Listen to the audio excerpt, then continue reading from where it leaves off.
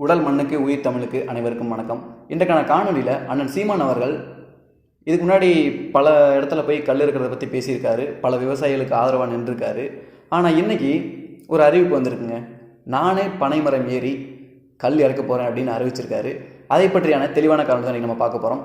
அதுக்கு முன்னாடி நம்ம சேனலுக்கு யாரும் புதுசாக வந்தீங்கன்னா மறக்காமல் சப்ஸ்கிரைப் பண்ணிங்க. நீங்கள் எதுவும் உதவி பண்ணணும்னு நினச்சிங்கன்னா அதையும் பண்ணுங்கள். நன்றி. கல் நமக்கு அவ்வளோ முக்கியமானு கேட்டிங்கன்னா முக்கியம்தான். ஏன்னா கல் நம் உணவில் ஒரு பகுதியாக இருந்திருக்கு. ஏன்னா அது பல பாடல்களில் கல்லை பற்றி விரிவாகவே இருக்குது. அது மதுபானமாகவும் இருந்திருக்கு, உணவு பகுதியாகவும் இருந்திருக்கு. கல் நமக்கு உண்மையாகவே தேவை. இன்னொன்று, நம்ம கல் இறக்குமதி பண்ணுறது மூலியமாக சட்டப்பூர்வமாக பனை மரங்களை நம்மளால் பாதுகாக்க முடியும். ஏன்னா பனை மரங்களில் கல் இருக்குது, பதநீர் இருக்குது, நொங்கு இருக்குது, இன்னும் பல விடயங்கள். அதாவது ஒரு பனைமரம் ஒரு முழுமையாகவே பார்த்திங்கன்னா ஒரு மனுஷனுக்கு தேவைப்படுது, அது இயற்கைக்கும் தேவைப்படுது. அப்படிங்கிறனால தான் பார்த்திங்கன்னா இன்றைக்கி நம்ம கல்லை இறக்குறது மூலியமாக பல இடங்களில் பனைமரங்கள் நட்டு வைப்பாங்க, பனைமரங்களை வளர்ப்பாங்க. அதன் மூலியமாக பனைமரங்கள் நம்மளால் பாதுகாக்க முடியும். பனைமரங்கள் நம் கலாச்சாரத்தோடு ஒன்று போகுது. நம் வாழ்க்கையில் ஒரு முக்கியமான பகுதியாக பார்த்திங்கன்னா இந்த பனைமரங்கள் இருக்குது. அப்படி இருக்கும்போது பனைமரங்களையும் நம்ம பாதுகாத்து ஆகணும். இன்னும் குறிப்பிட்டு சொல்லணும்னா பனைமரம் தமிழ்நாட்டோட தேசிய மரமாக இருக்குது. அப்படிங்கிற பட்சத்துலேயும் கண்டிப்பாக நம்ம பனைமரத்தை பாதுகாத்து தான் ஆகணும். சரி, ஏன் தமிழ்நாட்டில் கல்லுக்கு தடை விதிச்சிருக்காங்கன்னா, இது என்னுடைய கருத்து. சோசியல் மீடியாவிலும் பல பேர் பார்த்திங்கன்னா இந்த கருத்து தான் வெளிவிட்டுறாங்க. என்ன காரணம்னா, நம்ம சுற்றியுள்ள அனைத்து மாநிலங்கள்லேயுமே, ஆந்திராவாக இருக்கட்டும், கர்நாடகாவாக இருக்கட்டும், இல்லை தெலுங்கானாவாக இருக்கட்டும், கேரளாவாக இருக்கட்டும், அனைத்து மாநிலங்கள்லேயுமே கல் பார்த்திங்கன்னா ஒரு சில மாநிலங்களில் அரசுகளும் விற்கிறாங்க, தனியார்களும் விற்கிறாங்க. இன்னொன்று, தடை இல்லை கல்லுக்கு. மற்ற மாநிலங்களில் தடை கிடையாது, வட மாநிலங்கள்லேயும் தடை கிடையாது கல்லுக்கு. ஆனால் நம்ம நாட்டில், தமிழ்நாட்டில் மட்டும்தான் கல்லுக்கு தடை. உலகத்தில் வேறு எங்கேயுமே கல்லுக்கு தடை கிடையாது, தமிழ்நாட்டில் மட்டும்தான் தடை. தெரியாதவங்க தெரிஞ்சுக்குங்க. ஏன் இதை கல்லை ஏன் இங்கே தடை பண்ணியிருக்காங்கன்னு சோசியல் மீடியாவில் இருக்கட்டும், இல்லை என்னுடைய தனிப்பட்ட கருத்து என்னென்னு பார்த்தீங்கன்னா, கல்லை பார்த்திங்கன்னா இங்கே இறக்குனா விவசாயிகள் பல பேர் பலனடைஞ்சிருவாங்க. ஏன்னா இன்றைக்கி பல விவசாயிகள் பல விவசாயிகளோட தோட்டத்தில் பார்த்திங்கன்னா பனைமரங்கள் இருக்குது. பனைமரங்களில் கல் இருக்கலாம், அதை விற்பனைக்கு கொண்டு வருவாங்க.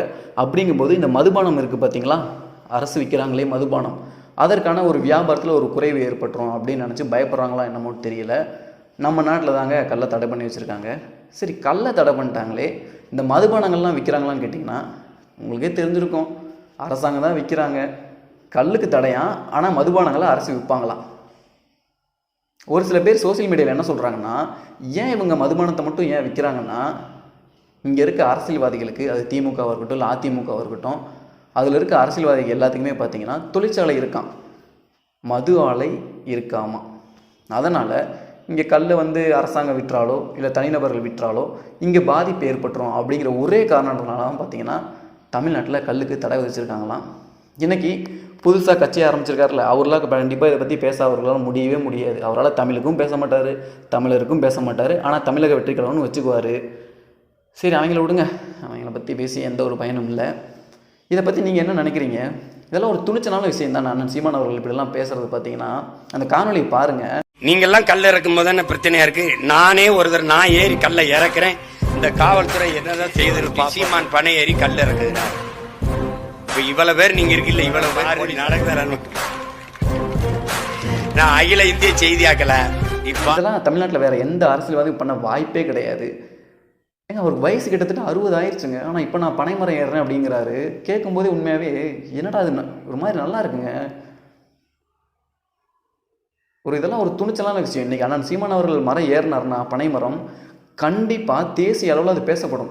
அனைத்து ஊடகங்களும் கண்டிப்பாக பேசி தான் ஆகணும். ஏன்னா இன்றைக்கி அங்கீகரிக்கப்பட்ட ஒரு மாநில கட்சியின் தலைவராக இருக்கார், 9% வாக்கு வச்சுருக்காரு. அவர் ஏன் பனைமரத்தில் ஏறாரு அப்படிங்கிற கேள்வி மற்ற மாநிலங்களில் வரும்ல, ஒரு மிகப்பெரிய பேசப்படும் பொருளாகும்ல. தமிழ்நாட்டில் கல்லை தடை நீக்க இது கண்டிப்பாக ஒரு வழியாக அமையும்னு நான் நினைக்கிறேன். அண்ணன் சீமான் அவர்கள் பனைமரம் ஏறதை பற்றி நீங்கள் என்ன நினைக்கிறீங்க? மற்ற தலைவர்கள் ஏன் இதை பற்றி பேச மாட்டுறாங்க அப்படின்னு நீங்கள் ஏன் நினைக்கிறீங்க அப்படிங்கிறத கீழே மறக்காமல் கமெண்ட் பண்ணுங்கள். நன்றி.